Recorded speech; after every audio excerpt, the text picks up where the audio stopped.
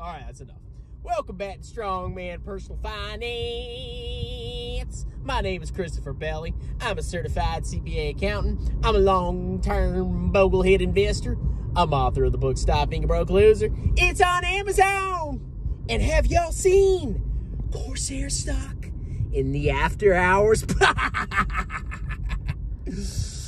So I checked, and apparently Corsair is down like 11 or 12% in the after hours. That stock just got freaking wrecked.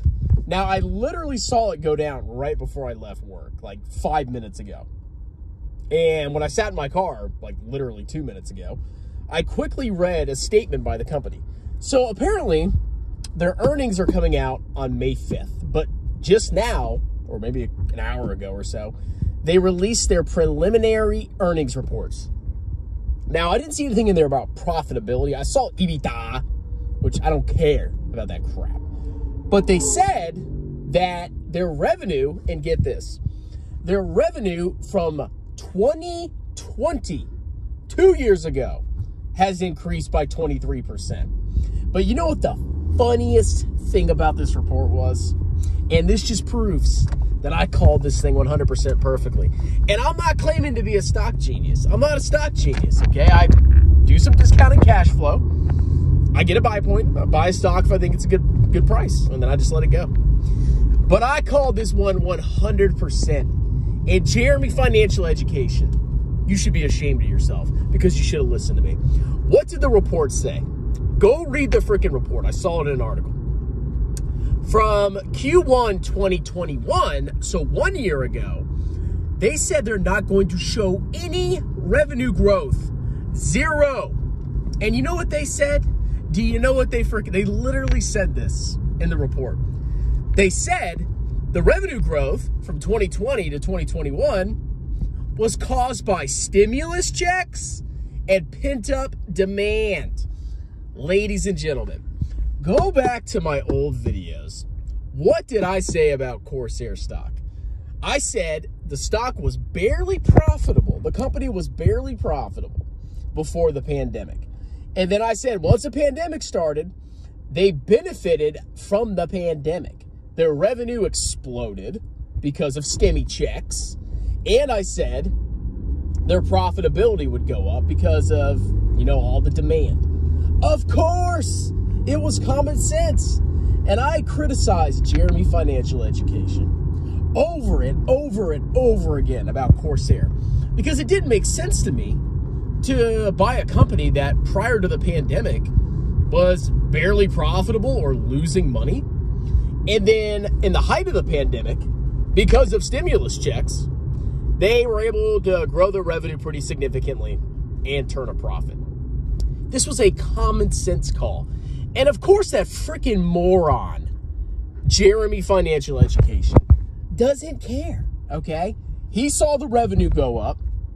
Revenue is the only thing that matters. Don't consider any other factors. Don't consider the macroeconomic environment.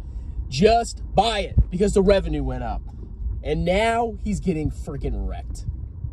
And any of his idiotic fans that listen to him are getting completely annihilated. Corsair was added to a freaking index. What was it? The S&P 600 mid-cap index or something like that. And that gave it a temporary boost. And even then, despite that, that stock is getting freaking wrecked in the after hours.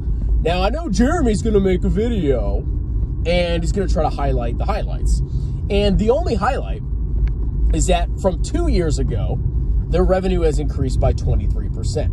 But that's being selective because of the pandemic. Duh. But, you know, he'll find a way. Now, the actual earnings are coming out. Oh, look, there's a Tesla. What a Tesla! La Futura! The earnings are coming out May 5th, from what I remember from the article. So, if I actually have time, which I'm sure I will, I'll actually do a pretty in-depth analysis of Corsair. Because I'm curious to see what happened to their margins, because we have supply chain issues. I'm curious to see if they actually had a bottom line profit. Because I saw in the article they mentioned EBITDA, earnings before interest, taxes, depreciation, and amortization. Most of you clowns don't even know what that means. Which is stupid because it's trash. It's a trash metric. Oh, let's just ignore capital expenditures. You guys, it's fish, bro. But they didn't say anything about profits. So we'll see. But oh my God, Jeremy. What are you gonna say, Jeremy? I cannot wait to see your video. You total freaking loser. Now, what happened to Corsair today could easily happen to any of his other hype stocks. When you buy these highly speculative companies, or companies that, you know, benefited from the pandemic, they're gonna get freaking wrecked eventually. And that goes for Tesla too, you freaking clowns. Jesus freaking Christ. Now, luckily, Tesla is still holding up for Jeremy. That is the last thing that is keeping that freaking loser from just being utterly disgraced and being forced to delete his YouTube channel. Tesla is the only thing. You guys see why Tesla stock pisses me off so much? All of YouTube, the vast majority of YouTube, all the grifters, all the scumbags, all the losers, they're all being held up by Tesla stock. They are being legitimized by Tesla stock because they bought one stock out of the dozens that they bought that went up massively. So they can continue to pretend like they're freaking geniuses. But the funny thing is, a lot of these guys that bought Tesla and they saw the massive returns, they really think it's because they were geniuses. They bought it and they just knew it was going to happen. I'm sure you did. And now they think they can just buy any stock and it's going to do the same thing eventually. What they don't understand is they got extremely freaking lucky, especially in Jeremy's case.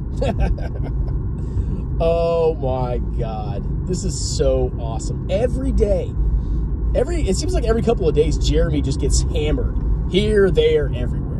Every couple of days. The guy can't catch a freaking break.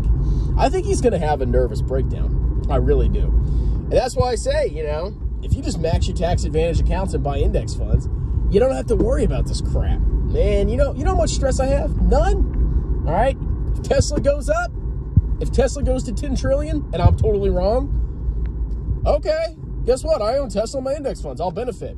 If Tesla goes down massively, I'm proven to be correct and smart, and I am smarter than all you.